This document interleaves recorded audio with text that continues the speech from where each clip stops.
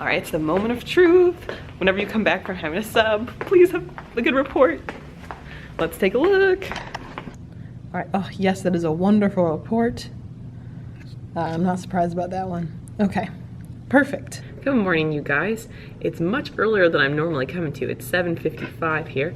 I've still got about 10 minutes till the kiddos get here. I hope you're doing well. I took a personal day yesterday, and I really appreciated that time. You know what's funny? I wanted to talk a little bit about self-care. I'm also just cutting up some little not prepared, no problem tickets that kids can use for extra credit. They were all great for the sub. I had A's written for all the classes here, so that's pretty cool.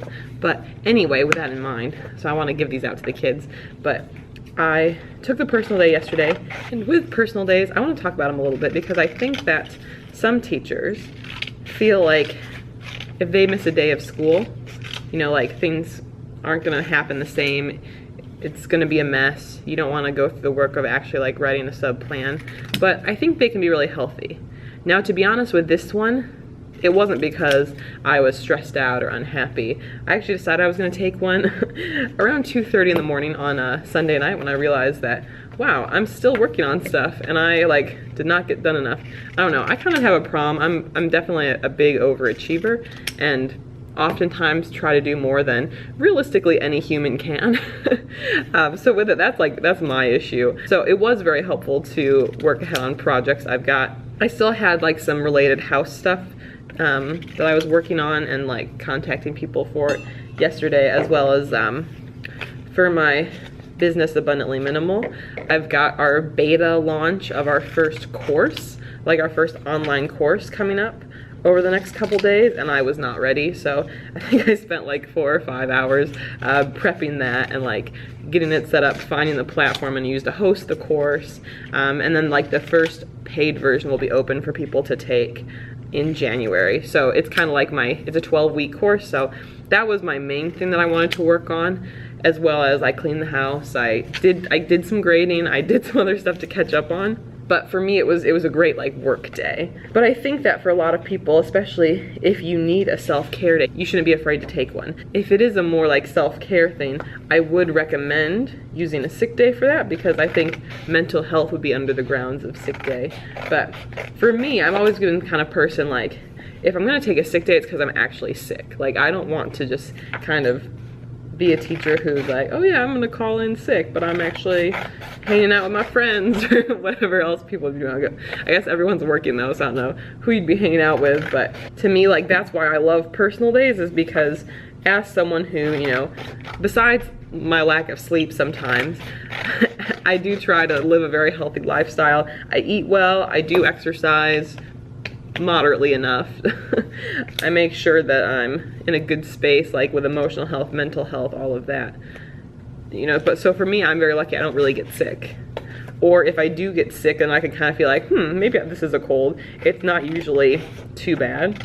Not enough that I would actually have to take a day off. So with that in mind, I always in the past kind of wish that like I could trade a couple of my sick days in for personal days, just because, you know, those you can ethically take off, like, you know, to do whatever you want. So I've used them in the past to do some traveling. Yesterday's was to get caught up on work. I mean, there's just a range of things. Right now, it's not really a concern of mine because I am, I guess, kind of saving up for when I go on maternity leave. I'm not pregnant, but at some point I will be. And basically how it works is you can get up to the 12 weeks off of unpaid leave. So basically, like, they would allow you to come back after 12 weeks, but you lose all your benefits and pay. But for the number of sick days you have, you can still get paid during that. So basically, my plan is to pretty much not use any sick days, save up all of those extra days for maternity leave.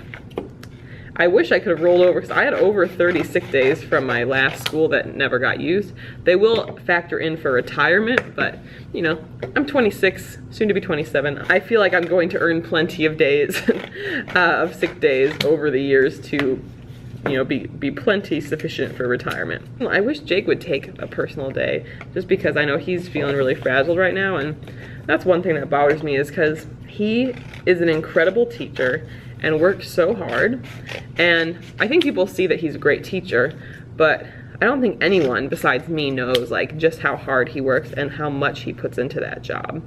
Like he's feeling pretty frazzled right now, just balancing things. And they have a new grading system, or they put a new platform in place, I think Power School, which I had before, but there's some new features. So it's got a feature where a parent can set it and have them receive like an auto update every time a kid's grade is added in or it like dips below a certain number, which in theory is good, but he's spending like an hour to an hour and a half each day responding to parent emails. Like he's getting that many parent emails. And it's like, oh, like I was telling him, this is where we have some different approaches. I don't mind being vulnerable and like telling the truth. I would probably just send out a parent email and get admin approval on it, but just be like, hey guys, I really appreciate how concerned you are about your child's grades.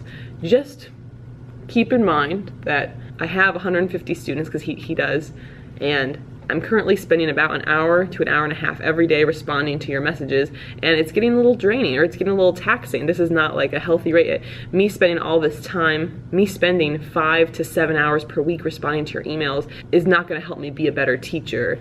You know, it's like, I think anyone would be upset if they're like, yeah, do an extra hour of work today at home and you're not getting paid for it. Like, I don't know.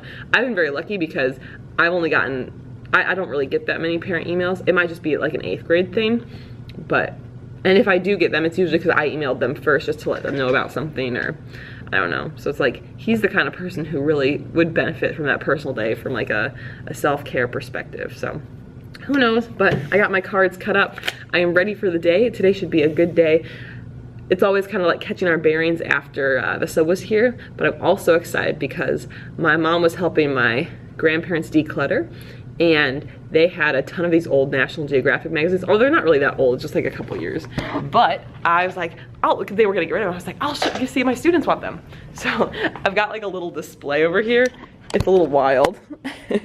So I've got a display, and then some old calendars and stuff too. So that will be like a fun little part of the day. But yeah, I'm just excited. I missed my kids yesterday. I have probably the best students ever. And I know a lot of teachers say that, but mine really are the best.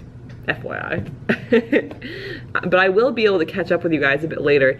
We have our 2nd year new teacher orientation meeting after school, but it doesn't start till 3:45, so about a half hour to work on stuff, grade, that kind of thing. So I'll check in with you later. Bye. So you guys might have remembered that this morning I was showing you the National Geographic magazines and the stuff I was raffling off to the kids. I wasn't sure how excited they'd be, but take a look. All of the post-it notes are kids' names of that want that item. So I have to do some raffling. I've actually got a student volunteer to come in and help during lunch to figure it out. Like, oh, these kids are really excited about them. There are some things on there that have like 10 kids' names on them who are interested. So I am excited to do those results there. But overall, today's been a really wonderful day. I did really miss the kids yesterday, so it is fun to see them. We're kind of continuing with stuff from the day before. Whenever I do have a sub, I don't want to ever make anything due the next day, just because you don't know if things were explained or if the kids understood all the details. So we've got a couple things then that they'll be finishing up for tomorrow. I'm super excited because we're doing our first whole class discussion tomorrow, and it has to do on kind of the Reconstruction era and what are some ways that we're divided, just like we were during the Civil War time. What are some of the ways we're divided today, and what are some solutions to those issues? And I really like this topic because it connects back to the Civil War and Reconstruction, but it also gets them connected to today and some of the big issues we're facing in society. And there's not a super clear answer on these. I don't know if it's gonna get into more of like a debate style at all on any issues, but I'm just really looking forward to it. We'll have the desks all in a big circle, and one of the techniques I use to help make sure people are participating but not participating too much is actually a technique where you give every student like 3 pieces of paper, like 3 little squares of paper, something small. And in the middle of the room you put like a little bucket. I mean, it doesn't have to be very big. I might just put like one of these, for instance. You put it in the center of the room, and then when a student participates, they throw 1 piece of paper in.